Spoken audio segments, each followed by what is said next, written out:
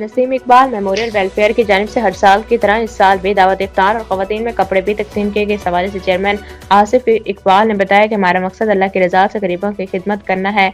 आज हम आपके ताउन से 21 रमज़ान को इफ्तारी और 27 रमज़ान मुबारक को सहरी का भी एहतमाम करवाया जाता है।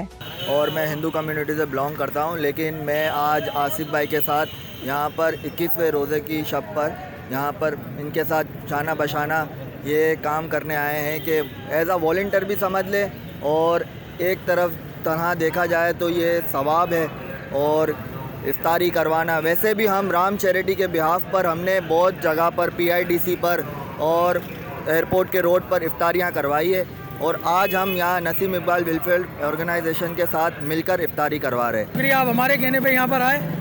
और सबसे पहले आपको ये बताऊँ, नसीम इकबाल मेमोरियल वेलफेयर ये आपको सबको पता है कि आज का नहीं है, हर साल का प्रोग्राम होता है।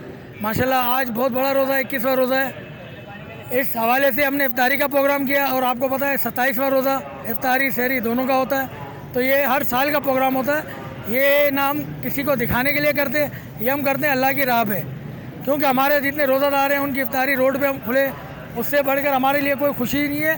क्यों, उनका हम हर चीज़ में ख्याल रखें, और इंशाल्लाह ताला आप लोगों के साथ रहा तो इंशाल्लाह इससे भी बढ़ चढ़ कर अच्छे काम होंगे। और इसके बाद जो है इफ्तारी का प्रोग्राम है, इसके बाद माशाल्लाह लेडीज़ के कुर्तियाँ सूट वगैरह लेडीज़ के ये तकसीम होंगे, ये आज ही होंगे, अभी आपके सामने आपकी मौजूदगी में होंगे। कितने सूट बांटे जाए? तकरीबन हमने 500 सूट का वो किया था। माशाल्लाह माशाल्लाह आप भाइयों की दुआ से 300 सूट तो हमने कंप्लीट कर दिए। अब 200 सूट जो है यहाँ पे हमने मौजूद किए यहाँ पे सबको देने के लिए।